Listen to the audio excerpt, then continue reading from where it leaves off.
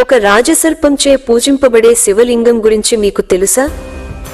పూర్వం దక్షిణ భారతదేశం నుండి కాశీకి వెళ్లాలంటే ఎంతో కష్టంతో కూడుకున్న ప్రయాణంగా ఉండేదట. అందుకే చాలామంది భక్తులు కాశీకి వెళ్లలేకపోయేవారు. అప్పుడు వ్యాస మహర్షి కాశీకి వెళ్లి స్వయంగా ఒక పవిత్ర శివలింగాన్ని తీసుకువచ్చి ఇక్కడ పెనుకొండలో ప్రతిష్ఠించారు. ఆ తరువాత 100 ఏళ్ల క్రితం విజయనగర రాజులు ఇక్కడ అద్భుతమైన ఆలయాన్ని నిర్మించారు. అదే ఇప్పుడు దక్షిణ భారతదేశపు దక్షిణ కాశీ మరియు కాశీ విశ్వేశ్వర ఆలయంగా పిలువబడుతోంది.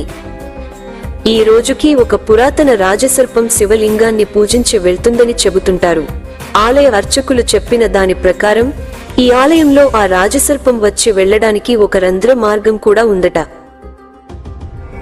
కాశీకి వెళ్లలేని భక్తులు చుట్టుపక్కల ఊర్లు, సుదూర ప్రదేశాల నుండి ఈ పెనుకొండకి వచ్చి ప్రతిరోజు ఈ మహాలింగాన్ని దర్శించుకుంటారు. మరి మీరెప్పుడు ఈ దివ్యమైన దక్షిణ కాశీని దర్శించబోతున్నారు?